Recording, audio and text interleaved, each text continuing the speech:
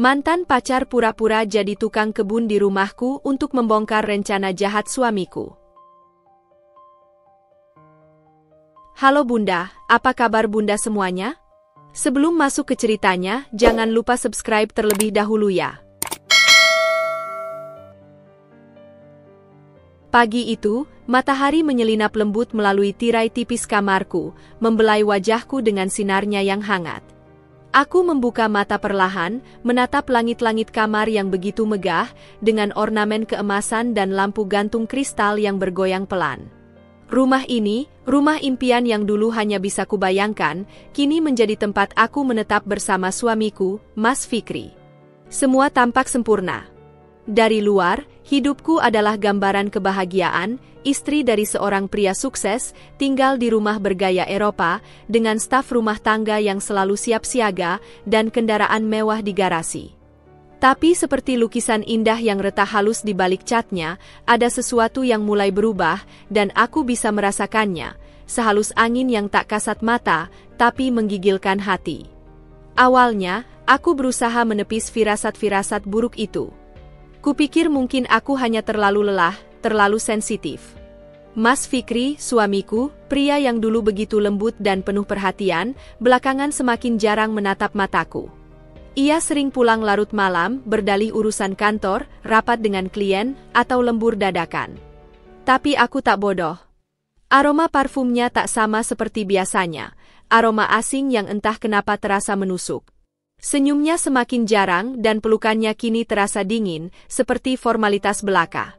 Aku mencoba bertahan. Aku mencoba mengingatkan diriku bahwa semua pernikahan pasti mengalami pasang surut. Tapi hati perempuan mana yang bisa tetap diam saat suaminya berubah sedingin es? Hari itu, saat aku sedang duduk di teras belakang rumah, menikmati teh melati favoritku sambil memandangi kolam ikan, seorang pria asing datang bersama kepala keamanan rumah. Ia mengenakan seragam tukang kebun, baju hijau tua yang kebesaran dan topi lebar yang menutupi sebagian wajahnya. Kepala keamanan memperkenalkannya sebagai pekerja baru, katanya, Bu Dinda, ini Mas Dimas. Mulai hari ini dia akan bantu merawat taman dan tanaman di halaman belakang. Aku mengangguk pelan, mencoba tersenyum ramah, meski dalam hati, ada sesuatu yang terasa aneh. Tatapan pria itu, seolah terlalu familiar. Matanya, sorotnya, ada sesuatu di sana yang membangkitkan kenangan lama yang nyaris kulupakan. Aku kembali ke dalam rumah, namun bayangan wajah pria itu tak bisa lepas dari benakku. Aku mencoba menyibukkan diri, memeriksa tagihan, mengatur jadwal meeting sosial, bahkan menelepon temanku sekadar untuk berbasa-basi. Tapi mata itu, membuatku gelisah.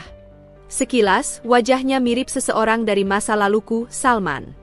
Pria yang pernah mengisi hatiku 5 tahun lalu, sebelum ia tiba-tiba menghilang tanpa jejak, meninggalkan luka yang lama ku coba sembuhkan. Tapi Salman tak mungkin jadi tukang kebun, pikirku cepat-cepat. Dia dulu anak orang berada, mahasiswa cerdas dengan mimpi besar. Lagi pula, bukankah dia sudah pindah ke luar negeri? Meski logikaku menepis, hati kecilku tetap bergemuruh. Dan malam itu, saat Mas Fikri pulang tanpa mengucap sepatah kata pun padaku, hanya masuk ke kamar kerja dan menguncinya, aku duduk termenung di tepi ranjang, memandangi bayangan diriku sendiri di cermin. Hidup ini tampak sempurna, tapi mengapa aku merasa seperti terperangkap dalam dunia yang palsu? Mengapa rumah sebesar ini terasa begitu sunyi, begitu dingin, begitu tidak seperti rumah? Aku tahu, akan ada badai yang datang. Aku bisa merasakannya di tulang-tulangku. Dan yang lebih menakutkan dari badai itu, adalah kenyataan bahwa orang yang seharusnya menjadi pelindungku, mungkin justru yang menyiapkan kehancuranku. Sejak kehadirannya di rumah, sosok tukang kebun bernama Dimas itu menjadi bayang-bayang yang terus menghantui pikiranku. Tiap pagi aku melihatnya menyapu daun-daun yang gugur di halaman, membungkuk di antara bunga-bunga mawar, atau membersihkan kolam ikan dengan cekatan. Tapi bukan pekerjaannya yang menggangguku, melainkan sorot matanya yang terasa begitu familiar. Matanya tajam, penuh rahasia, namun di saat yang bersamaan, ada kelembutan yang aneh. Seperti mata seseorang yang pernah mencintaiku dalam diam, menatapku dari kejauhan dengan rasa kehilangan. Mata itu, matanya, membuatku sesak tanpa alasan yang jelas. Hari kedua setelah ia mulai bekerja, aku sengaja berdiri cukup lama di balkon lantai 2, berpura-pura memeriksa tanaman gantung, padahal sebenarnya aku sedang mengamatinya dari atas. Dimas berdiri di bawah, memotong ranting kering dengan gunting taman. Dan ketika ia mendongak, hanya sejenak, hanya sepersekian detik, mata kami bertemu. Jantungku langsung berdebar. Pandangannya bukan seperti pandangan orang asing kepada majikannya. Itu pandangan seseorang yang mengenalku, yang sedang menunggu sesuatu dariku. Tapi saat aku turun dan menyapanya, "Dimas, kamu sudah sarapan?" Ia hanya menunduk sopan dan menjawab pendek, "Sudah, Bu." "Terima kasih."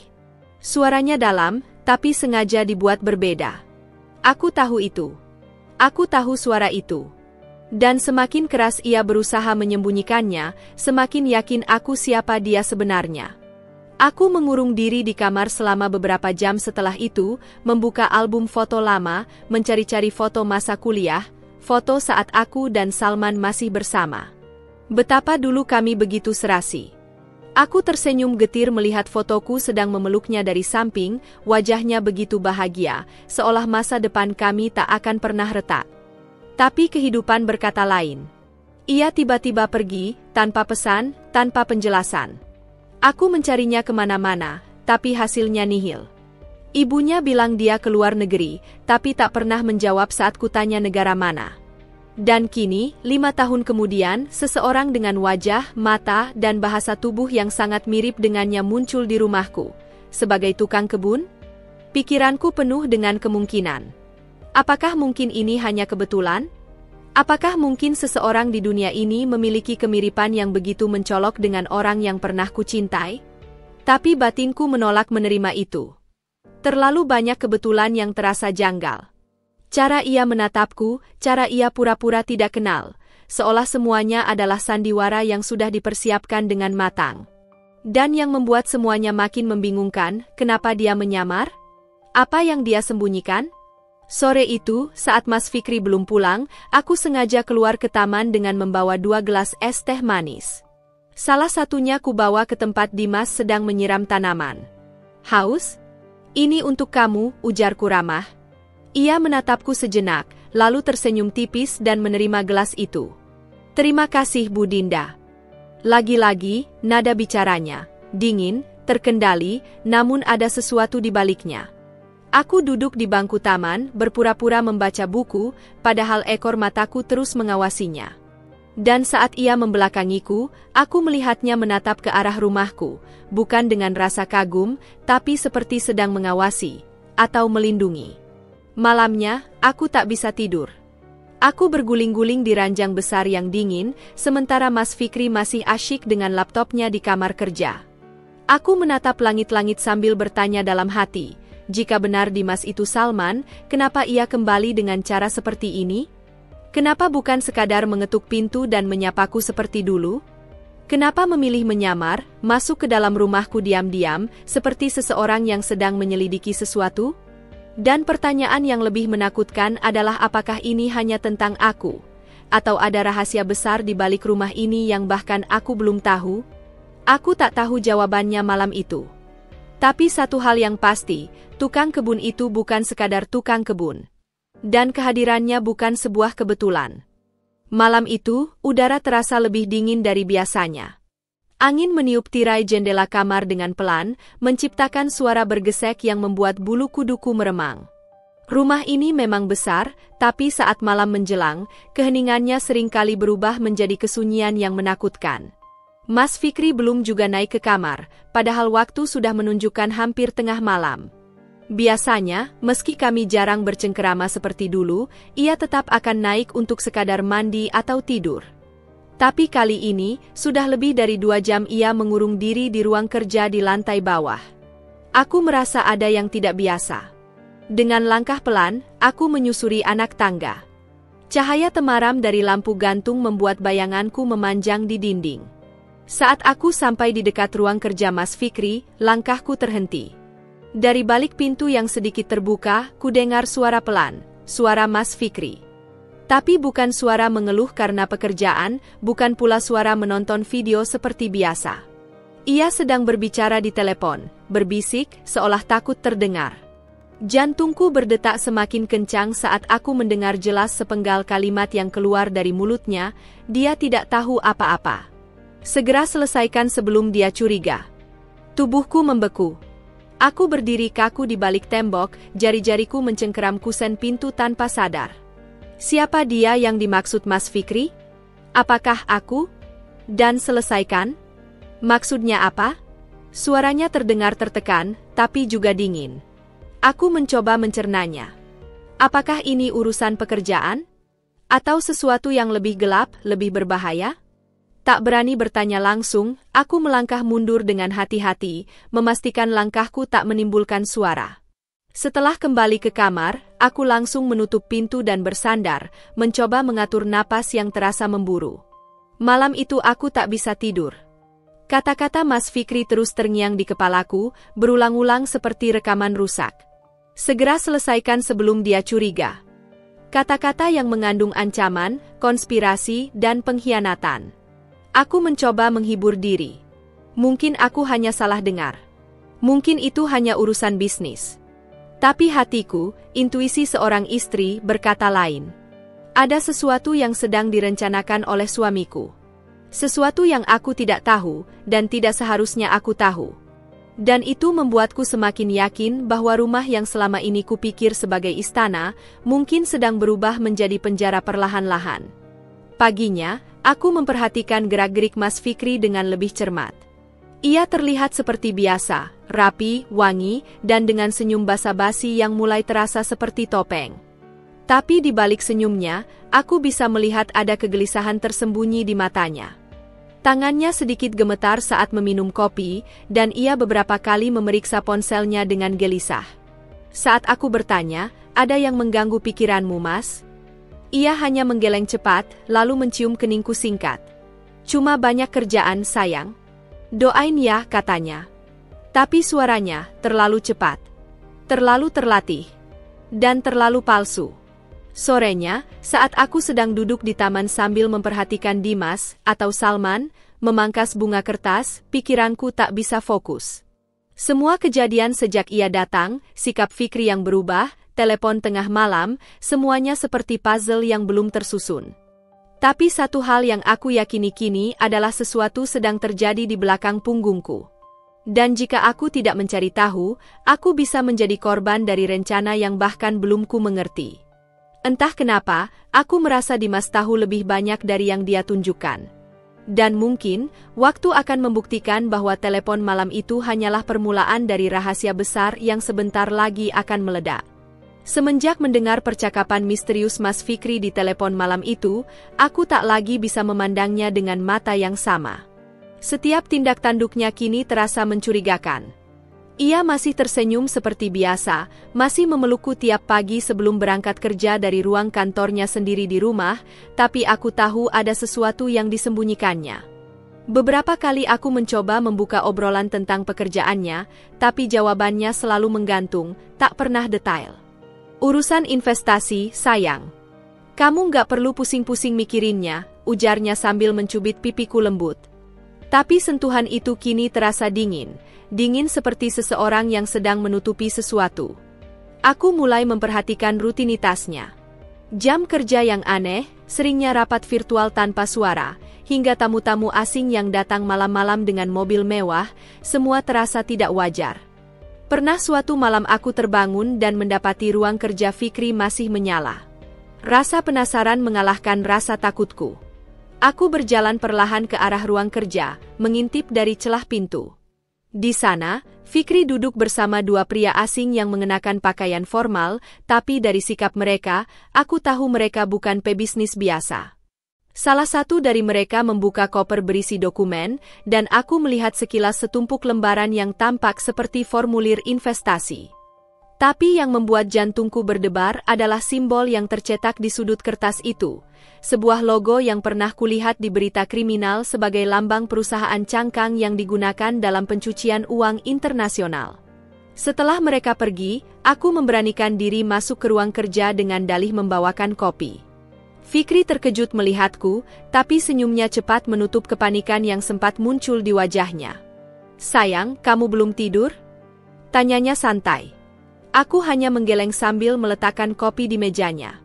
Mataku menelusuri sekeliling ruangan, rapi, terlalu rapi. Tapi di balik monitor, aku melihat map berwarna coklat yang sedikit terbuka. Saat Fikri sibuk mengutak-atik flash diska, aku mencuri pandang ke dalam map itu. Mataku membelalak. Nama lengkapku tercetak tebal di sana, disertai data pribadi lengkap seperti nomor KTP, rekening bank, bahkan tanda tanganku. Di bawahnya tertulis penanggung jawab investasi dengan nominal yang sangat besar, jumlah yang aku tahu tak pernah kusentuh seumur hidupku. Tanganku gemetar saat kembali ke kamar. Hatiku diliputi rasa panik yang tak bisa dijelaskan. Untuk apa Fikri mencantumkan namaku sebagai penanggung jawab? Dan lebih dari itu, kenapa aku tak pernah diberitahu? Aku mulai mengingat kembali beberapa dokumen yang pernah ia suruh aku tanda tangani. Saat itu aku tak curiga, karena percaya penuh padanya. Tapi kini aku sadar, aku mungkin sudah dijebak dalam konspirasi besar yang bisa menjatuhkanku kapan saja. Dan lebih parahnya, aku adalah istri sahnya. Jika terjadi sesuatu yang mencurigakan atas nama kami berdua, bukan dia yang akan pertama kali dicurigai, tapi aku. Malam itu, aku menangis dalam diam.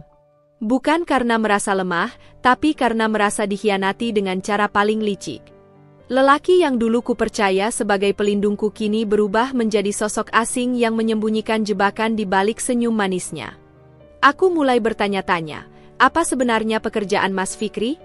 Apakah benar ia pebisnis legal seperti yang selalu ia klaim? Atau, apakah selama ini aku hidup berdampingan dengan seorang penipu ulung?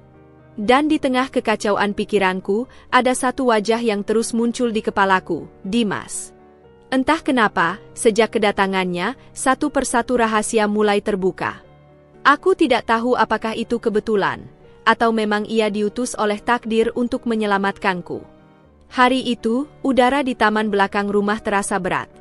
Matahari bersinar malu-malu di balik awan, menciptakan suasana murung yang serasi dengan pikiranku. Aku duduk di bangku batu, memandangi bunga mawar yang perlahan-lahan berguguran kelopaknya, seolah menjadi lambang dari hidupku sendiri, perlahan, tapi pasti, hancur dari dalam. Aku tidak tahu harus berbagi kepada siapa. Sahabat-sahabatku kini jauh, keluargaku pun sudah jarang kuhubungi karena aku terlalu sibuk menyembunyikan kenyataan bahwa rumah tanggaku tak lagi seindah tampaknya. Dari kejauhan, aku melihat Dimas sedang menyiram tanaman. Gerakannya tenang, nyaris seperti sedang bermeditasi. Tapi ada sesuatu dalam caranya memandangku belakangan ini, seolah dia tahu apa yang terjadi. Sorot matanya tak seperti tukang kebun biasa, dan jujur, aku mulai kehabisan alasan untuk terus menyangkal. Terlalu banyak kebetulan sejak dia muncul. Kemiripan wajahnya dengan Salman, mantan kekasihku 5 tahun lalu, juga membuat hatiku tak tenang. Aku tahu itu gila, tapi aku juga tahu aku tidak bodoh. Dan wanita sepertiku, yang sudah hidup cukup lama dalam kebohongan, punya insting yang tak bisa diabaikan. Bu Dinda, suara Dimas membuatku tersentak.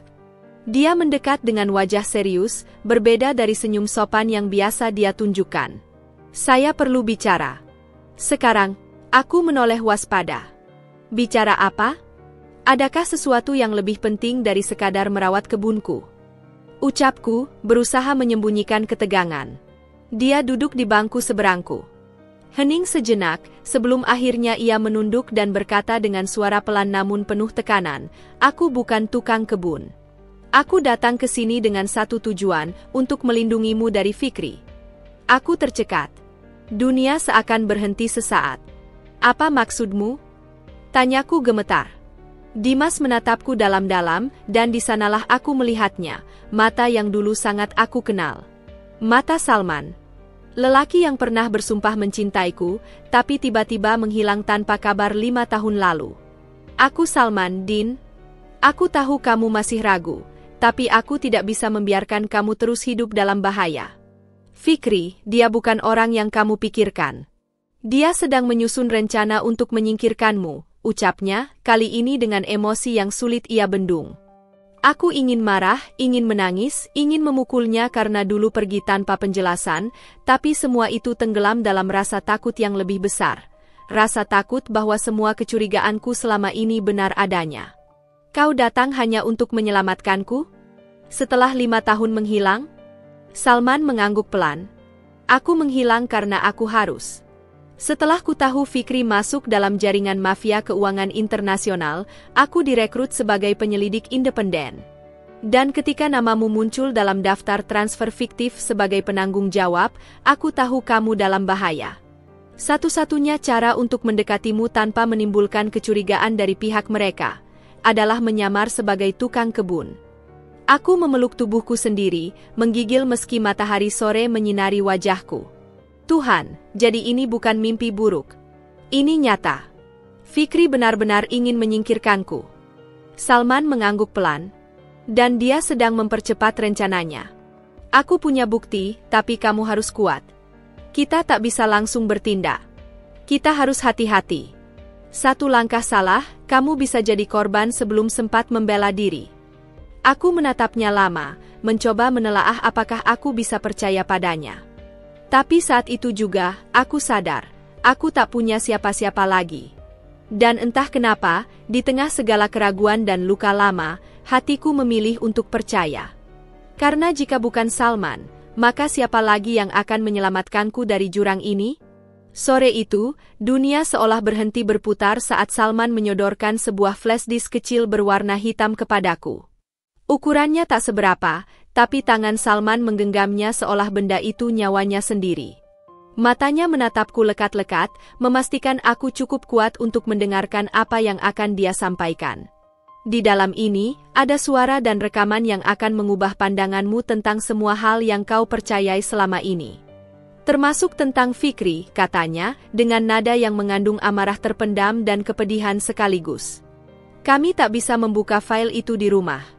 Terlalu berisiko. Salman sudah mencurigai bahwa Fikri memasang sistem pengawasan tersembunyi di beberapa sudut rumah, bahkan kemungkinan di dalam kamarku sendiri. Maka kami memutuskan pergi ke warnet tua di pinggir kota, tempat yang nyaris ditinggalkan zaman, tapi justru menjadi persembunyian paling aman dari teknologi canggih yang digunakan Fikri untuk melacak jejak digitalku. Di ruang sempit beraroma debu dan karpet lembab, Salman memasukkan flash disk itu ke komputer usang. Layar menyala, dan video pertama langsung muncul, sebuah rekaman dari kamera tersembunyi di ruang kerja Fikri. Di sana, aku melihat dengan mata kepalaku sendiri, suamiku duduk bersama 2 pria asing, salah satunya berkacamata hitam dan berbadan besar. Percakapan mereka terekam jelas. Setelah harta istriku jatuh semua ke namaku, kalian tahu harus melakukan apa? Bersih. Tanpa jejak. Aku tak mau ada kesalahan, kata Fikri dengan nada dingin yang belum pernah kudengar sebelumnya. Bukan nada suami penyayang, tapi suara pria penuh ambisi dan kelicikan yang rela menghilangkan nyawa untuk mencapai tujuannya. Aku menutup mulutku dengan tangan. Nafasku memburu. Lututku lemas. Salman menggenggam lenganku erat, seolah mencoba menjaga tubuhku tetap utuh saat dunia di sekelilingku mulai runtuh. Masih ada lagi, katanya pelan. Rekaman kedua memperlihatkan Fikri bertemu seseorang yang disebut bos besar. Di dalamnya mereka membahas rencana mencuci uang miliaran rupiah melalui perusahaan fiktif yang dikelola atas namaku. Dia tidak tahu apa-apa. Semua dokumen sudah dia tanda tangani. Kalau dia mati, tak akan ada yang curiga, suara Fikri terdengar begitu yakin, nyaris bangga dengan kejahatannya. Di akhir rekaman, mereka tertawa. Tawa ringan yang terasa seperti cambuk bagi tubuh dan jiwaku.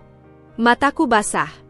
Air mata turun perlahan, bukan karena sedih semata, tapi karena amarah yang membuncah. Selama ini aku tidur di ranjang yang sama dengan pria yang merancang kematianku. Kupeluk dia di malam-malam dingin, tanpa tahu bahwa setiap pelukannya menyimpan niat jahat. Aku memberinya kepercayaan sepenuhnya, dan ia membalasnya dengan rencana pembunuhan. Salman diam saja, membiarkanku menangis dalam diam. Tapi aku bisa merasakan kemarahan dalam tubuhnya. Rahangnya mengeras, matanya menatap kosong ke layar monitor. Aku ingin kamu tahu, Dinda, kamu bukan satu-satunya korban. Fikri dan jaringannya sudah menjebak banyak orang. Tapi kamu adalah satu-satunya yang masih bisa diselamatkan. Kita bisa melawan. Tapi kita harus berhati-hati. Aku mengangguk pelan, meski tubuhku masih gemetar. Flash disk itu bukan hanya bukti kejahatan Fikri, itu adalah tiket keluar dari neraka yang selama ini ku sebut rumah. Tapi aku juga tahu, sejak hari itu, aku tak bisa lagi hidup seperti biasa. Aku sudah menjadi target. Dan hidupku takkan pernah sama lagi. Sejak aku melihat isi flash disk itu, dunia di sekitarku berubah drastis. Setiap sudut rumah terasa seperti jebakan. Setiap senyuman Mas Fikri kini tampak seperti topeng yang licik. Aku mulai memperhatikan hal-hal kecil yang sebelumnya kuabaikan. Cara dia mengamatiku saat aku makan, kebiasaannya yang tiba-tiba rajin menyuguhkan minuman, dan bagaimana dia selalu memastikan aku menelan vitamin harian yang dia berikan setiap pagi. Sebelumnya, aku selalu menganggap itu bentuk perhatiannya. Tapi sekarang, aku tak bisa berhenti mencurigai. Apa sebenarnya yang ia masukkan ke dalam tubuhku? Ketika pertama kali menolaknya, Fikri sempat terkejut. Tapi ia cepat menutupi reaksinya dengan senyum palsu. Sayang, ini buat imun kamu. Kamu akhir-akhir ini sering lelah kan? Katanya sambil menatapku seolah-olah aku wanita paling rapuh di dunia. Namun hatiku sudah tak bisa dibohongi. Aku mulai pura-pura minum, lalu diam-diam menyembunyikannya. Beberapa kali aku pura-pura batuk agar bisa meludahkan pil itu ke tisu tanpa ketahuan. Setiap malam, aku memandangi botol vitamin itu dengan rasa ngeri, mencoba menebak apa kandungannya. Aku ingin membawanya ke lab, tapi aku tahu, gerak-gerikku diawasi. Bahkan ponselku pun kini terasa seperti alat mata-mata di tanganku sendiri. Satu malam, tubuhku benar-benar drop. Aku merasa pusing luar biasa, mual, dan lemas hingga tak bisa berdiri. Fikri dengan tergesa membawaku ke kamar dan memaksaku tidur. Tapi yang membuatku merinding adalah kalimatnya ketika dia menyelimutiku, bisikannya yang sangat pelan namun penuh tekanan, "Kamu harus istirahat, Din. Jangan banyak mikir. Biar aku yang urus semuanya." Kata-kata itu terdengar manis, tapi di telingaku, itu terdengar seperti perintah terakhir sebelum seseorang pergi untuk selamanya. Sejak malam itu, aku tahu waktuku terbatas. Aku tak bisa terus menunggu. Salman pun mengingatkanku lewat pesan diam-diam yang diselipkan di pot bunga di taman belakang, dia mulai bergerak. Jangan makan atau minum apapun darinya. Segera ambil tindakan. Pesan itu membuat jantungku berdegup kencang sepanjang malam. Aku tidak hanya dikhianati, tapi kini aku benar-benar menjadi buruan di rumahku sendiri. Ketika pagi datang, Fikri kembali menyuguhkan segelas jus jeruk. Tangannya begitu tenang saat menaruhnya di meja samping ranjangku. "Minumlah biar segar," katanya dengan tatapan teduh yang kini membuatku merinding. Aku hanya tersenyum kecil dan berkata, "Terima kasih, Mas. Aku minum nanti aja, ya, perutku masih mual." Aku pura-pura tertidur lagi, tapi mataku tetap mengawasi jus itu. Dalam hati aku bertanya, berapa banyak wanita lain di luar sana yang pernah mengalami hal seperti ini, dan tak pernah sempat bangun untuk menceritakannya? Aku tahu satu hal pasti, Fikri tak akan berhenti sampai ia mendapatkan apa yang ia mau, hartaku, namaku, dan mungkin, hidupku. Tapi kali ini, dia salah menilai. Aku bukan lagi istri yang hanya tersenyum dan menurut. Aku sedang menyusun rencana, dan saat waktu yang tepat tiba, aku akan membalikkan semuanya. Bahkan jika harus mempertaruhkan nyawa. Malam itu, hujan turun deras. Petir menyambar langit desa kecil tempat kami tinggal, menciptakan irama mencekam di luar jendela rumah. Suara derai air hujan yang biasanya menenangkan, kini justru membuatku semakin waspada. Fikri sudah tertidur setelah menelpon seseorang dengan suara lirih. Aku menguping dari balik pintu kamar, tapi tak sempat menangkap banyak kata. Hanya satu kalimat terakhirnya yang terus terngiang di kepalaku, "Besok atau lusa, semuanya selesai." Aku tahu itu bukan omong kosong. Wajahnya makin gelap akhir-akhir ini. Senyumnya kian jarang, namun pengawasannya justru semakin intens. Bahkan ponselku tak pernah bisa kutinggalkan tanpa dia melihat. Tapi malam ini, aku tahu waktunya. Aku harus menyelinap ke ruang kerja pribadinya.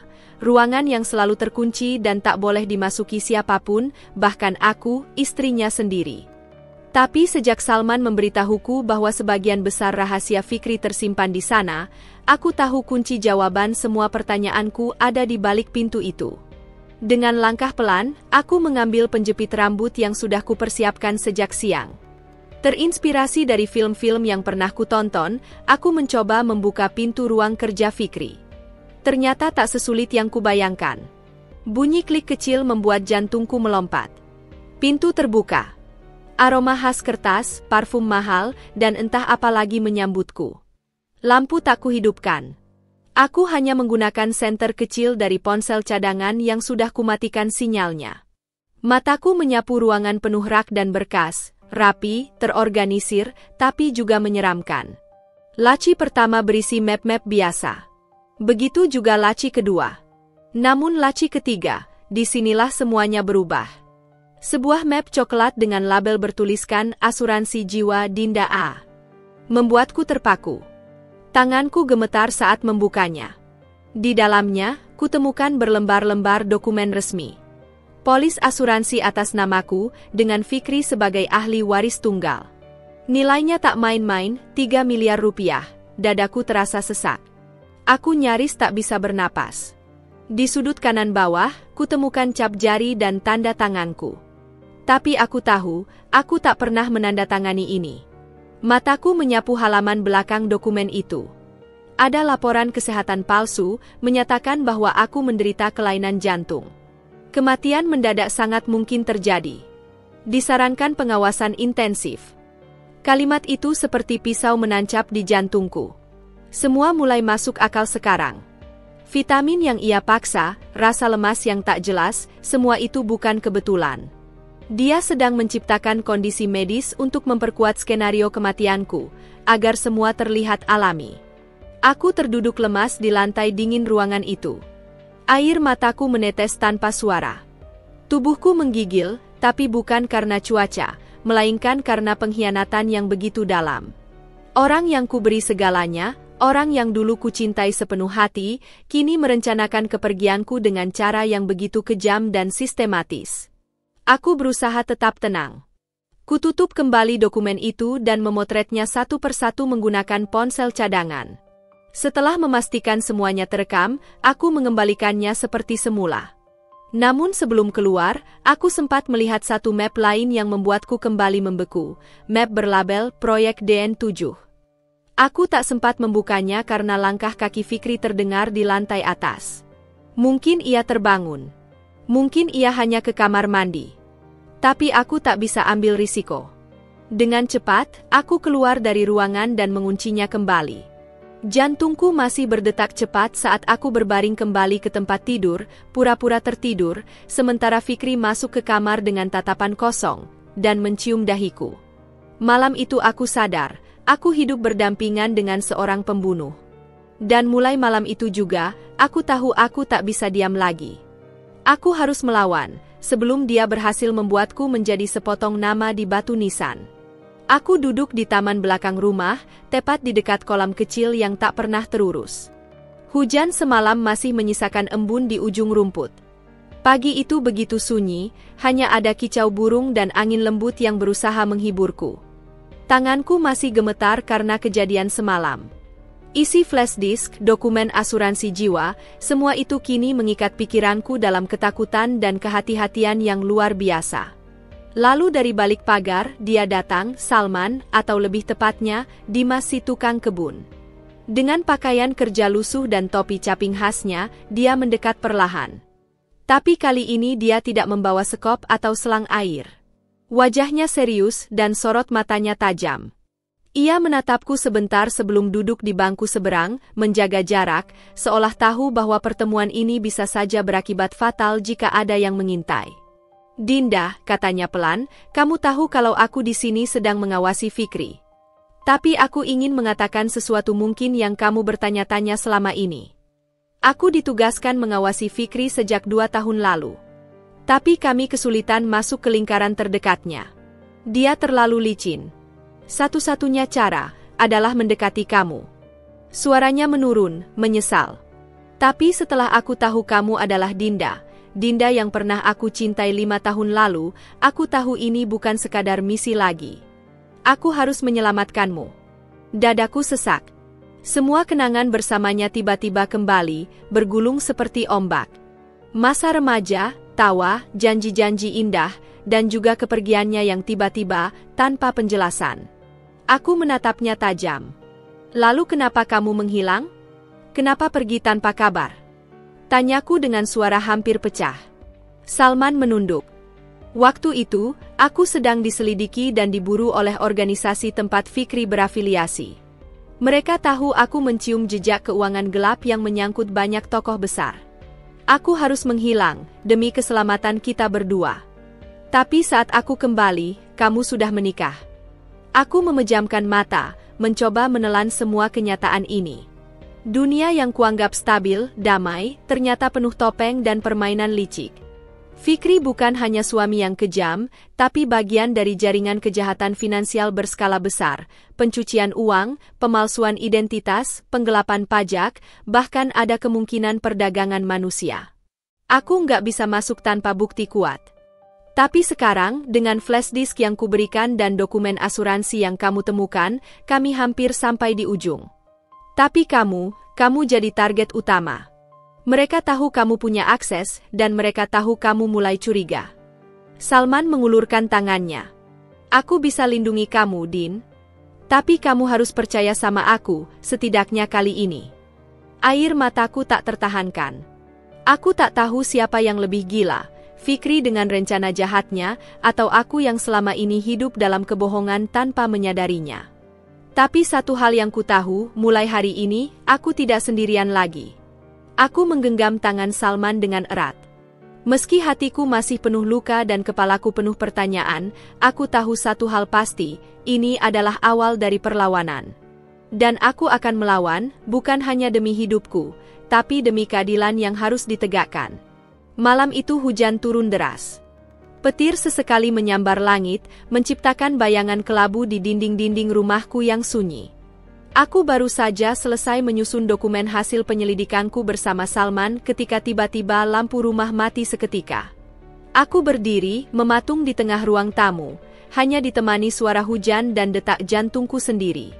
Sudah beberapa hari ini aku hidup dalam ketakutan, tapi malam itu terasa berbeda, lebih mencekam, lebih mengancam. Saat lampu menyala kembali beberapa menit kemudian, aku mencoba mengabaikan rasa tidak nyaman itu. Aku mengambil kunci mobil dari meja dan memutuskan untuk keluar, pergi ke rumah adikku yang tak jauh dari sini, hanya untuk menenangkan diri. Salman sudah berpesan agar aku tak bepergian sendirian, tapi malam itu aku merasa butuh udara segar, dan kebodohan itu hampir membuatku kehilangan nyawa. Mobilku, SUV hitam yang biasa kupakai sejak menikah, tampak seperti biasa. Tapi ketika aku mulai melaju dan melewati tikungan tajam di dekat jurang kecil yang biasa kulewati setiap hari, sesuatu yang mengerikan terjadi. Aku menginjak rem, dan pedal itu kosong. Mobil tak berhenti. Ia justru meluncur makin cepat ke arah pagar pembatas jalan yang basah oleh hujan. Aku menjerit. Panik. Aku coba menarik rem tangan, tapi tak ada reaksi. Dalam sekejap, aku merasa hidupku seperti terurai dalam lambat. Bayangan wajah ibu, tawa masa kecilku, wajah Salman saat menggenggam tanganku di taman, semuanya muncul dalam sekejap mata. Tapi keajaiban datang. Aku berhasil membanting setir ke kiri, hingga mobil membentur pohon besar, bukan terjun ke jurang. Kaca depan pecah, tubuhku terhuyung, tapi aku selamat. Saat aku keluar dengan susah payah dari mobil yang ringsek, tubuhku gemetar. Hujan menyatu dengan air mata. Beberapa warga datang menghampiri, tapi aku tak bisa berkata-kata. Yang aku tahu, ini bukan kecelakaan biasa. Ini sabotase. Keesokan harinya, Salman datang ke lokasi kecelakaan dengan wajah tegang. Dia membawa temannya, seorang teknisi mobil yang juga bagian dari timnya. Mereka memeriksa rem dan sistem pengereman. Tak butuh waktu lama bagi mereka menemukan jawabannya. Kabel rem telah digunting rapi, bukan aus atau putus karena waktu. Ini ulah orang dalam, kata teknisi itu.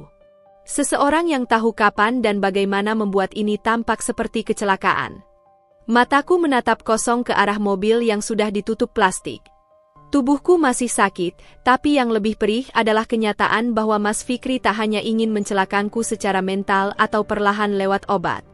Ia ingin aku mati. Segera. Salman menatapku penuh luka. Kita harus pindahkan kamu malam ini juga. Dia sudah terlalu berani. Tapi aku menggeleng. Aku nggak mau lari. Ini rumahku. Dan kalau dia mau main kotor, aku akan lebih kotor lagi. Aku nggak akan mati sebelum dia masuk penjara.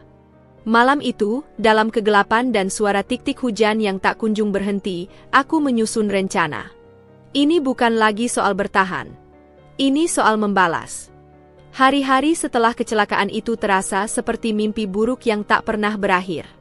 Aku bisa merasakannya, suasana di rumah yang dulu terasa nyaman, kini dipenuhi ketegangan yang menggantung. Fikri semakin menunjukkan tanda-tanda ketidakpedulian yang mengerikan. Setiap kali aku berusaha berbicara dengannya, dia hanya memberikan senyum tipis yang lebih mirip olokan.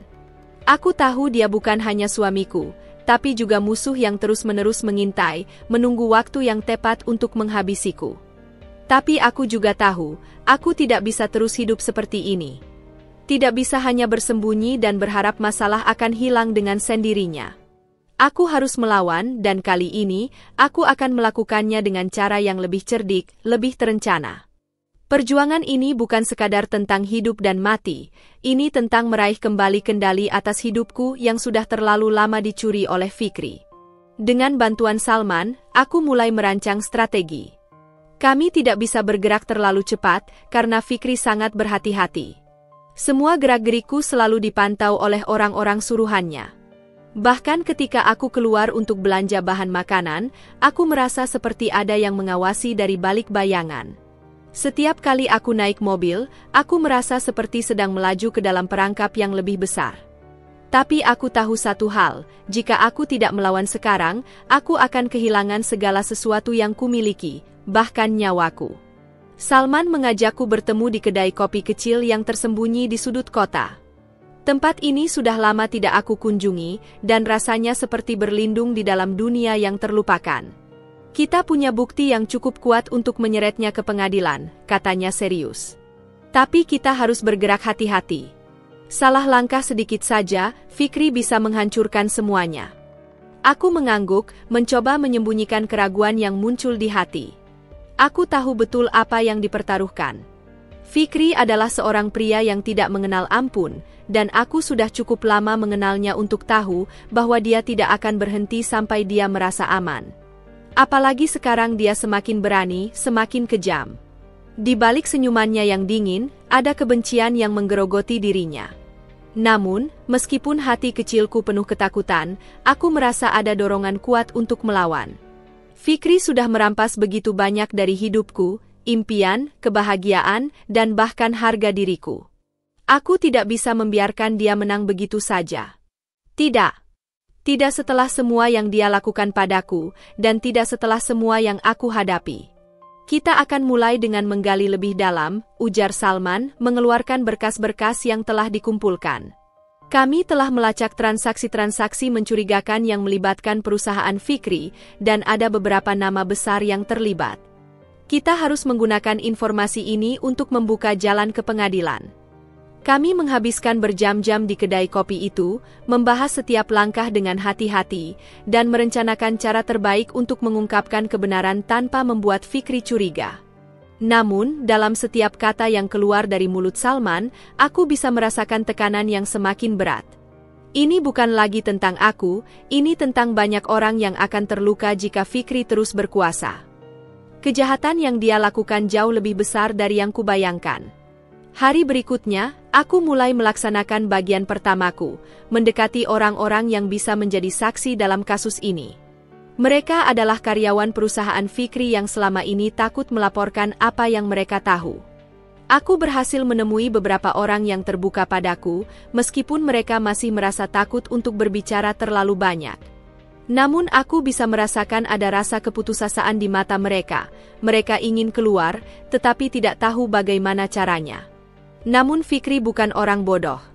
Dia pasti sudah mengetahui bahwa ada yang mulai mencurigainya.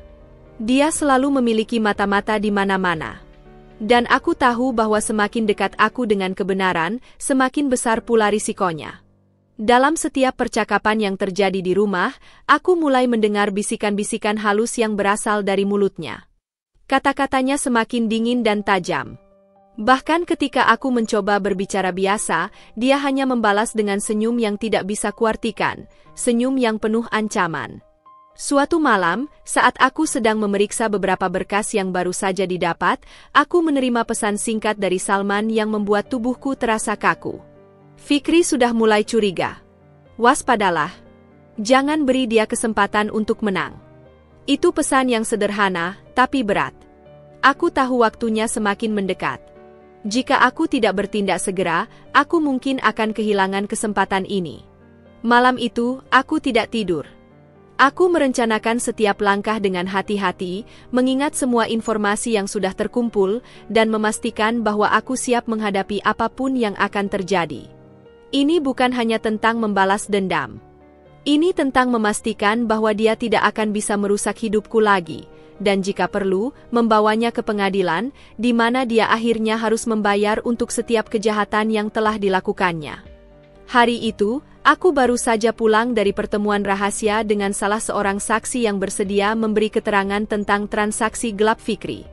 Aku merasa jantungku berdetak lebih kencang saat melangkah ke dalam rumah, merasakan ketegangan yang semakin mencekik. Mas Fikri tidak ada di ruang kerja seperti biasanya, dan ini membuatku semakin waspada. Aku tahu, dia pasti sedang memantau gerak-gerikku. Aku berjalan perlahan ke ruang tamu, merasa ada sesuatu yang berbeda. Lampu di ruang itu redup, dan suasana semakin mencekam. Tanpa kusadari, aku merasakan langkah berat di belakangku. Ketika aku berbalik, aku melihat Fikri berdiri dengan wajah yang tidak lagi menunjukkan senyum manis yang biasa. Wajahnya dipenuhi dengan amarah yang tertahan, dan matanya menyala dengan kebencian yang tidak bisa kuhindari. Dalam sekejap, aku merasa ada sesuatu yang tak beres. Jadi, kau sudah mulai bermain-main di belakangku, Dinda? Suara Fikri terdengar rendah, namun begitu tajam, membuatku terdiam. Matanya menatapku dengan intens, dan aku bisa merasakan bahwa ia sudah tahu semuanya. Semua upaya yang kuperbuat bersama Salman untuk mengumpulkan bukti, semua langkah yang kuambil untuk melawan, telah sampai ke telinga Fikri. Dan kali ini, dia tidak akan tinggal diam. Aku berusaha menenangkan diri, menyembunyikan kegugupan yang menyerang seketika. Aku tidak tahu apa yang kamu maksud, Mas, jawabku dengan suara yang berusaha stabil, meski hatiku berdetak lebih kencang dari biasanya. Tapi Fikri sudah terlalu jauh. Dia tidak butuh lagi penjelasan. Kau pikir aku tidak tahu, Dinda? Semua gerak-gerikmu, semua percakapanmu dengan orang-orang itu. Semua itu sudah sampai ke telingaku, lanjut Fikri dengan nada yang semakin berat. Kau pikir aku tidak bisa melihat apa yang sedang terjadi? Kau kira aku bisa tinggal diam setelah kau mengkhianatiku? Aku terkejut mendengar kata-kata itu. Tidak ada yang lebih menakutkan daripada melihat orang yang kita cintai berubah menjadi sosok yang sangat asing. Aku mengenal Fikri selama bertahun-tahun, tapi tak pernah sekalipun aku melihat wajahnya seperti itu.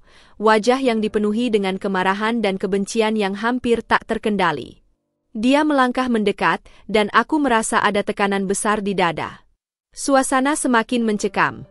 Kau kira aku akan membiarkanmu merusak semua yang telah kumiliki? Semua yang telah aku bangun? Kau ingin mengungkapkan semuanya? Kau ingin menyelamatkan dirimu? Tidak, Dinda. Kau akan menyesal. Kata-kata Fikri terdengar seperti ancaman yang datang dari kedalaman hatinya. Aku tahu dia tidak main-main. Setiap kata yang keluar dari mulutnya adalah janji yang penuh bahaya. Aku tahu ini adalah titik balik. Jika aku tidak bertindak sekarang, mungkin aku tidak akan punya kesempatan lagi. Tapi aku berusaha menjaga ketenanganku, mencoba mengingat semua langkah yang telah aku rencanakan. Mas, aku tidak tahu apa yang kamu dengar, tapi aku tidak akan berhenti. Semua yang aku lakukan adalah untuk kebaikan kita berdua. Kamu sudah terlalu jauh, dan aku tidak akan membiarkanmu terus melangkah tanpa batas, jawabku dengan tegas, meski ada getaran di dalam suara yang berusaha kutahan. Fikri tertawa kecil, namun tawa itu terdengar hampa, penuh kepahitan. Kebaikan? Kau benar-benar berpikir itu tentang kebaikan? Semua yang kulakukan adalah untuk kita, Dinda. Untuk masa depan kita. Tapi kamu justru mengkhianatiku dengan memata-matai dan bekerja sama dengan orang-orang itu. Ia berhenti sejenak, menatapku dengan penuh amarah. Sekarang, kamu akan membayar semuanya. Aku bisa melihat dari ekspresi wajahnya bahwa dia sudah sangat marah, dan aku tahu betul bahwa Fikri bukan orang yang bisa menerima kekalahan begitu saja. Jika aku tidak segera mengambil langkah, dia akan mengakhiri semua ini dengan cara yang lebih brutal. Dalam hatiku, aku tahu bahwa ini adalah pertarungan hidup dan mati. Fikri melangkah mundur sedikit, lalu mengeluarkan sebuah dokumen dari dalam tasnya.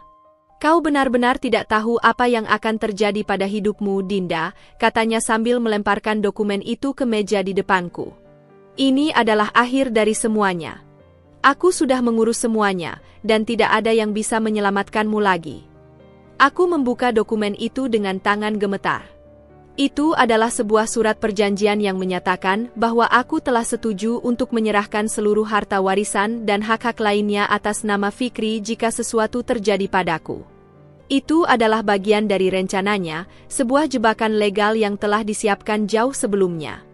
Semua ini adalah bagian dari konspirasinya, dan aku baru saja menyadari betapa dalamnya dia terlibat dalam permainan kotor ini. Fikri berdiri di depan pintu, matanya masih memancarkan ancaman. Tidak ada jalan keluar, Dinda. Semua yang kamu coba lakukan hanya akan memperburuk keadaan. Aku sudah memutuskan. Ini adalah akhir dari cerita kita. Aku bisa merasakan keringat dingin mengalir di punggungku. Ini bukan hanya tentang aku dan Fikri lagi. Ini tentang pertarungan antara hidup dan mati, tentang memecahkan teka-teki yang telah disusun selama bertahun-tahun. Tapi satu hal yang pasti, aku tidak akan menyerah. Aku tidak akan membiarkan Fikri menang.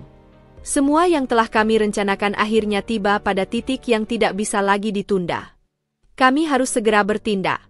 Setiap detik terasa begitu penting, dan ketegangan semakin menyelimuti kami berdua. Salman, yang sudah seperti saudara bagiku sejak pertemuan pertama kami, tampak tenang meski aku bisa merasakan ada kegelisahan yang tersembunyi di matanya. Dia tahu, seperti aku, bahwa setiap langkah yang kami ambil bisa berakhir dengan bahaya yang lebih besar. Ini satu-satunya kesempatan kita, Dinda, kata Salman, suaranya serak, penuh tekad. Fikri sudah semakin dekat dengan kita. Aku tidak tahu berapa lama lagi dia akan mengawasi kita, tapi kalau kita tidak ambil tindakan sekarang, semuanya akan berakhir. Aku mengangguk, mencoba menenangkan diri meski jantungku terasa berdebar sangat keras. Aku mengingatkan diriku untuk tetap tenang. Semua bukti yang kami kumpulkan selama ini, rekaman Fikri yang terlibat dalam bisnis kotor, dokumen-dokumen yang mengungkapkan rencana gelapnya, dan saksi yang bersedia memberi keterangan, semua itu berada dalam genggaman kami. Namun, aku tahu Fikri tidak akan membiarkan ini terjadi tanpa perlawanan. Dia pasti sudah mengantisipasi langkah kami. Kami menuju ke gudang rahasia milik Fikri, tempat di mana semua bukti yang menghubungkannya dengan kejahatan disembunyikan. Gudang itu terletak di bagian belakang rumah, jauh dari pengawasan, dan hanya sedikit orang yang tahu keberadaannya. Tapi, itu tidak membuat kami merasa lebih aman. Justru, semakin kami mendekat, semakin terasa ada sesuatu yang salah. Aku bisa merasakan udara yang begitu tebal, seolah ada ancaman yang mengintai dari setiap sudut. Harus cepat, Dinda, ujar Salman, memecah keheningan yang semakin mencekam. Kita tidak punya banyak waktu. Fikri bisa saja memanggil orang-orangnya kapan saja. Kami berhenti sejenak di belakang gudang, menunggu malam yang semakin larut untuk menyelubungi kami sepenuhnya. Aku melihat sekeliling dengan cemas, memastikan tidak ada mata yang mengawasi. Tetapi aku tahu, semakin lama kami berdiam, semakin besar kemungkinan kami terperangkap. Ayo, kita masuk, aku berkata dengan suara pelan namun tegas. Salman mengangguk, dan kami bergerak perlahan menuju pintu gudang yang sudah sedikit berkarat itu. Dengan hati-hati, ia membuka pintu dengan lembut, menghindari suara yang bisa menarik perhatian. Begitu pintu terbuka, kami masuk dengan cepat, mencuri langkah di dalam kegelapan. Di dalam, suasana semakin mencekam. Bau lembab dan pengap memenuhi ruangan, dan cahaya dari lampu senter yang kami bawa hanya memperjelas bayang-bayang yang tak terdefinisikan. Gudang itu penuh dengan tumpukan barang, dokumen, kotak-kotak, dan peralatan yang sepertinya sudah bertahun-tahun tidak digunakan. Namun, di antara kekacauan itu, aku melihat sesuatu yang mencolok. Di pojok ruangannya, ada sebuah meja kayu besar yang tertutup tumpukan berkas. Itu dia, bisik Salman, matanya mengarah ke meja itu. Aku melangkah cepat ke meja, tangan gemetar saat membuka beberapa berkas yang tersembunyi di bawah tumpukan. Di sana, di dalam salah satu folder, aku menemukan dokumen yang sangat penting, rencana-rencana Fikri yang menghubungkannya dengan mafia, investasi ilegal, bahkan transaksi yang melibatkan orang-orang berbahaya. Dokumen itu adalah kunci untuk menghancurkan semua kebohongan yang telah disusun selama ini. Aku merasa sebuah beban besar terangkat dari pundakku. Kami bisa mengungkap semuanya. Namun, saat aku mulai mengumpulkan dokumen-dokumen itu, aku mendengar suara langkah berat di luar gudang. Aku menoleh dengan cepat ke arah Salman, yang tampak mendengar suara yang sama. "Kita harus keluar sekarang," bisik Salman, wajahnya tampak tegang. Mereka sudah mendekat. Tanpa berkata apa-apa lagi, kami bergegas keluar dari gudang. Namun, begitu kami melangkah beberapa meter, pintu gudang tiba-tiba terbuka dengan keras, dan suara langkah kaki semakin jelas terdengar. Kami sudah terjebak. "Dinda! Salman!" Suara itu terdengar begitu familiar, itu suara salah satu pengawal Fikri. "Kau pikir bisa kabur begitu saja?" Kami berlari, berusaha menghindari pengejaran, tapi langkah kaki di belakang kami semakin mendekat. Tubuhku terasa lelah, namun adrenalin terus mengalir di seluruh tubuh. Aku bisa mendengar suara langkah Salman yang juga berlari di sampingku, tetapi saat kami berbelok ke jalan setapak di belakang rumah, kami menemukan jalan buntu. Kami sudah terjebak. "Berhenti!" Teriak suara itu lagi, lebih keras kali ini. "Kau tidak akan bisa kabur, Dinda." Aku bisa merasakan ketegangan yang luar biasa. Tiba-tiba, dari balik kegelapan, muncul dua orang bertubuh kekar yang memblokir jalan kami. Mereka adalah pengawal yang sering terlihat bersama Fikri, para pria berwajah keras yang selalu mengawasi setiap gerak-geriku. Salman dan aku saling berpandangan, dan dalam sekejap, kami tahu bahwa ini adalah pertarungan untuk hidup kami. Tidak ada pilihan lain selain melawan. Dengan gerakan cepat, Salman menendang salah satu pria itu, sementara aku mencoba melawan pengawal lainnya dengan cara yang aku pelajari selama beberapa tahun terakhir. Namun, meskipun kami berdua berjuang sekuat tenaga, jumlah mereka terlalu banyak. "Sial," kata Salman dengan suara marah, tubuhnya terdesak mundur. "Kita harus keluar dari sini, Dinda. Kalau mereka menangkap kita, semuanya berakhir." Aku merasakan kegelisahan yang semakin dalam. Tapi sebelum pengawal-pengawal itu bisa benar-benar mendekat, aku mendengar suara mobil yang melaju dengan cepat. Tak lama kemudian, lampu sorot menyilaukan mata kami, dan suara klakson mobil menggema. "Salman, Dinda, cepat masuk." Suara itu berasal dari seorang teman lama yang akhirnya datang untuk membantu. Seorang penyelidik yang selama ini bekerja sama dengan kami, membawa mobil yang cukup besar untuk membawa kami keluar dari bahaya. Tanpa berpikir panjang, kami melompat ke dalam mobil, dan sebelum para pengawal bisa berbuat lebih banyak, mobil itu melaju dengan kecepatan tinggi, meninggalkan mereka dalam kepulan debu. "Terima kasih," aku terengah-engah, menoleh ke arah Salman yang masih tampak cemas. "Kita selamat untuk sekarang. Tapi ini belum berakhir." Salman hanya mengangguk, tatapannya masih penuh dengan kekhawatiran. "Kita harus segera mencari tempat aman dan menyusun langkah berikutnya. Fikri pasti akan semakin kejam sekarang. Namun, satu hal yang aku tahu pasti, kami belum menang, tetapi setidaknya kami masih hidup, dan kami memiliki bukti yang bisa menghancurkan Fikri dan semua kejahatannya." Setelah pelarian kami yang hampir berakhir tragis, aku merasa seperti kembali mendapatkan kesempatan kedua. Namun, meskipun kami selamat, ancaman yang kami hadapi masih sangat nyata. Bahkan ketika kami berada dalam perlindungan sementara, aku tahu ini bukanlah akhir dari perjalanan panjang kami. Fikri, pria yang dulu kucintai, bukan lagi suami yang aku kenal. Dia kini menjadi musuh yang kejam, orang yang tak segan-segan menghancurkan siapa saja demi kekuasaan dan uang. Salman dan aku memutuskan untuk bertindak cepat. Dengan bantuan bukti-bukti yang kami kumpulkan di gudang Fikri, kami menghubungi pihak berwenang dan memberi mereka informasi yang sangat mereka butuhkan. Namun, kami tahu ini tidak akan cukup. Fikri adalah orang yang licik, dan ia pasti sudah memiliki banyak cara untuk melindungi dirinya.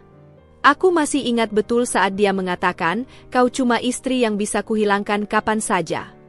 Kata-kata itu selalu terngiang di pikiranku. Meskipun kini aku bisa merasa sedikit lebih aman, aku tahu kami masih sangat jauh dari menang. Beberapa hari setelah kami menghubungi polisi, berita mengejutkan datang. Fikri, yang selama ini tampaknya begitu kuat dan tak tergoyahkan, akhirnya membuat langkah yang salah. Dia jatuh ke dalam perangkap yang dia sendiri buat. Polisi berhasil menangkapnya saat sedang bertemu dengan salah satu bos mafia yang selama ini menjadi sekutunya. Semua transaksi gelap yang melibatkan Fikri kini terbongkar. Rekaman percakapan antara Fikri dan bos mafia, yang sebelumnya hanya menjadi bukti rahasia, kini menjadi kunci untuk menjatuhkan kekaisarannya. Aku mendengar kabar itu dengan campuran perasaan yang sulit kuungkapkan. Ada rasa lega karena akhirnya kebenaran terbongkar, namun di sisi lain, aku merasa kehilangan sosok yang pernah menjadi bagian dari hidupku. Fikri yang dulu aku kenal adalah pria yang penuh dengan impian dan harapan. Kini, dia hanya seorang pria yang dipenuhi dengan ambisi buta dan keinginan untuk menguasai segalanya. Aku tahu dia tidak akan pernah bisa kembali ke kehidupan lamanya. Karma, ternyata, bekerja dengan cara yang tak terduga. Namun, meskipun polisi berhasil menangkapnya, karma untuk Fikri tidak berakhir di sana. Tak lama setelah penangkapannya, kabar buruk lain datang. Salah satu sekutu dekat Fikri, yang selama ini berada dalam jaringan bisnis kotor mereka, memutuskan untuk mengkhianatinya. Uang hasil kejahatannya yang selama ini dipergunakannya untuk merancang rencana jahat itu, diambil oleh bos mafia yang lebih kuat. Ternyata, selama ini Fikri tidak hanya mengkhianati aku, tetapi juga dikhianati oleh orang-orang yang ia anggap teman. Bos mafia yang selalu menjadi partner keuangan Fikri memutuskan untuk menyingkirkannya, menggunakan Fikri sebagai kambing hitam untuk menutupi kesalahan mereka. Semua uang yang dia kumpulkan dari transaksi ilegal itu hilang dalam sekejap. Bagai sebuah pukulan keras yang menghancurkan segalanya. Sementara itu, Fikri yang berada di penjara menghadapi kenyataan yang lebih pahit. Dalam beberapa bulan pertama, dia terjebak dalam dunia yang jauh berbeda dari kehidupan mewah yang pernah ia nikmati. Dunia penjara penuh dengan ketidakpastian, dan ia yang dulu merasa superior kini hanya menjadi salah satu dari banyak narapidana. Namun, karma tidak berhenti di situ. Kesehatannya mulai menurun dengan cepat. Seorang dokter penjara menyatakan bahwa Fikri terkena penyakit misterius yang menggerogoti tubuhnya perlahan. Penyakit ini tidak bisa disembuhkan, dan Fikri mulai merasa kesakitan setiap hari. Itu adalah akibat dari perbuatannya, penyakit yang datang sebagai balasan dari perbuatannya yang mencoba menghilangkanku dengan cara yang paling kejam. Saat aku mendengar kabar tentang penyakit Fikri, aku tidak merasa kasihan. Ada kalanya, dalam hidupku, aku berpikir bahwa karma itu tidak cukup. Namun, saat melihat Fikri jatuh begitu rendah, aku merasa bahwa hidup memang memberikan pelajaran berharga bagi setiap orang yang melanggar batas. Fikri kini berjuang untuk bertahan hidup, tidak hanya secara fisik, tetapi juga mental. Di penjara, ia mulai mengigau, seringkali membicarakan uang yang hilang dan rencananya yang gagal. Harta itu harus kembali ke saya, katanya berulang kali, matanya terbelalak, tubuhnya gemetar. Seolah-olah ia tidak bisa menerima kenyataan bahwa semua yang ia perjuangkan selama ini hancur dalam sekejap. Melihatnya seperti itu, aku tidak bisa merasa iba. Aku tahu bahwa segala yang dia lakukan terhadapku, kejam, tak berperasaan dan penuh kebohongan, adalah alasan mengapa ia berada di tempat itu sekarang. Karma, meskipun seringkali datang dengan cara yang tidak bisa kita prediksi, akhirnya akan menemukan jalannya sendiri. Fikri tidak hanya kehilangan uang, tetapi juga harga dirinya, teman-temannya, dan yang lebih parah lagi, dia kehilangan dirinya sendiri. Semua yang dia bangun selama ini hancur begitu saja. Di sisi lain, hidupku kini mulai berjalan di jalur yang lebih baik. Setelah berjuang untuk membebaskan diri dari jeratnya, aku menemukan kembali kekuatan dalam diriku. Aku belajar untuk mencintai diriku sendiri, dan perlahan-lahan aku mulai memperbaiki apa yang rusak. Aku berusaha membangun hidup baru, jauh dari bayang-bayang Fikri yang masih menghantui pikiran dan mimpi burukku. Namun, meskipun begitu, aku tahu satu hal pasti, karma tidak pernah salah. Dan bagi Fikri, karma yang datang padanya adalah akibat dari perbuatannya sendiri. Tidak ada yang bisa lari dari takdirnya. Aku masih ingat saat terakhir kali aku melihat Fikri, saat ia tersenyum penuh kepura-puraan sebelum akhirnya semua kebohongannya terbongkar.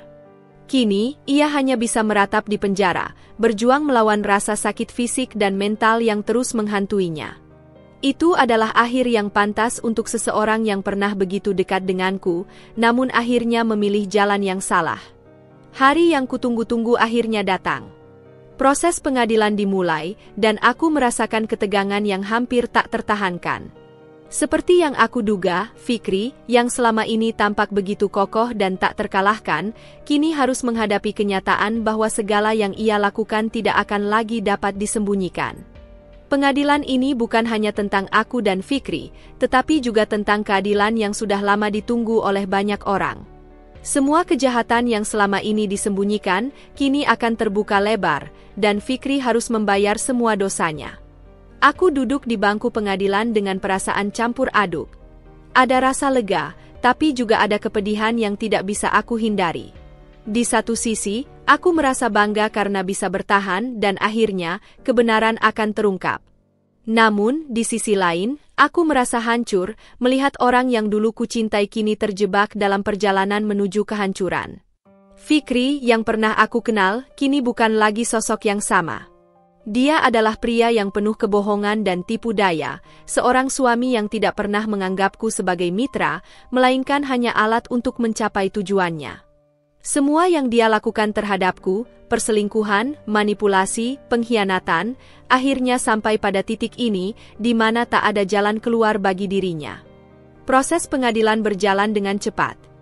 Polisi, yang sebelumnya telah berhasil menangkap Fikri atas bukti rekaman yang ditemukan oleh Salman, kini mengungkapkan segalanya. Bukti-bukti yang terkumpul semakin kuat, dari percakapan teleponnya dengan bos mafia, dokumen investasi mencurigakan, hingga rekaman pertemuannya yang membuktikan keterlibatannya dalam pencucian uang dan upaya untuk menghilangkanku. Semua itu menjadi senjata yang sangat mematikan bagi Fikri. Sementara itu, aku duduk di ruang sidang, mataku tak lepas dari sosok Fikri yang duduk di sisi terdakwa. Wajahnya tampak lebih pucat dari biasanya, dan aku bisa melihat bahwa dia semakin cemas. Dia yang dulu begitu percaya diri, kini hanya bisa menunduk, tidak berani menatapku atau siapapun. Pengacara Fikri mencoba sekuat tenaga untuk membela dirinya, tetapi argumen-argumen mereka terasa hampa. Semua yang mereka katakan hanya berusaha mengalihkan perhatian dari kenyataan bahwa Fikri memang bersalah. Semua bukti yang ada di hadapan pengadilan membuktikan satu hal, Fikri adalah orang yang tak bisa dipercaya, dan dia layak menerima hukuman atas semua yang telah dia lakukan. Saat hakim membacakan keputusan, aku merasa seperti dunia berhenti sejenak. Aku menahan napas, menunggu dengan cemas apa yang akan terjadi selanjutnya. Setelah beberapa detik yang terasa seperti berabad-abad, hakim akhirnya mengeluarkan vonis. Fikri divonis dengan hukuman penjara seumur hidup. Keputusan ini disambut dengan berbagai reaksi. Beberapa orang mungkin merasa bahwa hukuman ini terlalu berat, sementara yang lain merasa bahwa ini adalah keadilan yang tepat. Namun bagiku, ini adalah akhir dari sebuah perjalanan panjang yang penuh penderitaan. Fikri, yang dulu aku kenal, kini tidak lebih dari seorang pria yang telah membayar harga atas kesalahannya. Setelah vonis dijatuhkan, aku merasa seolah-olah beban yang selama ini mengganggu hidupku akhirnya terangkat. Fikri, yang pernah mengancamku dengan segala macam cara, kini tidak bisa lagi menyakiti siapapun. Namun, meskipun demikian, ada perasaan yang sulit untuk diungkapkan. Apakah aku merasa puas? Mungkin. Namun, aku juga merasa hampa. Apa yang dulu aku harapkan dari Fikri, sebuah penyesalan, permintaan maaf, tidak pernah datang. Sebaliknya, dia justru terperangkap dalam dunia yang diciptakannya sendiri. Dia merasakan pahitnya karma yang selama ini ia hindari. Ketika kami keluar dari ruang pengadilan, aku merasakan udara yang terasa lebih segar, seolah-olah dunia ini akhirnya memberikan sedikit keadilan. Aku tidak tahu apa yang akan terjadi setelah ini, tetapi aku tahu bahwa hidupku akan berbeda. Kini, aku bisa melangkah maju tanpa bayang-bayang Fikri yang selalu mengganggu. Aku tahu aku masih harus menghadapinya dalam kehidupan ini, tetapi setidaknya, aku tahu bahwa aku telah memenangkan pertempuran ini. Salman, yang selalu ada di sisiku selama perjalanan ini, kini berdiri di sampingku. Aku tahu dia telah banyak berkorban untuk membantuku, dan tanpa dia, mungkin aku tidak akan bisa melewati semua ini. Kami berdua berdiri di luar pengadilan, dan aku bisa merasakan kelegaan yang mendalam di dalam hati. Namun, meskipun kami merayakan kemenangan kecil ini, aku tahu bahwa hidupku tidak akan pernah sama lagi. Fikri yang dulu aku cintai kini hanyalah kenangan yang harus kutinggalkan. Aku mulai merasakan bahwa meskipun pengadilan ini telah berakhir, hidupku belum sepenuhnya selesai. Masih ada banyak hal yang harus aku pelajari dan lakukan untuk melanjutkan hidupku.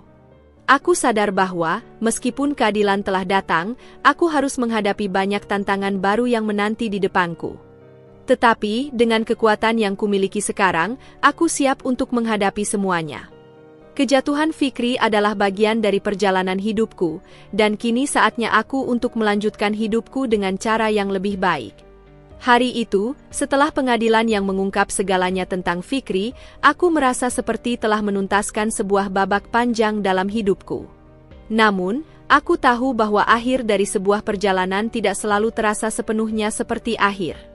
Ada kalanya, setelah kita melewati semua cobaan, kita harus menghadapi kenyataan yang lebih besar, yang tidak selalu sesuai dengan harapan.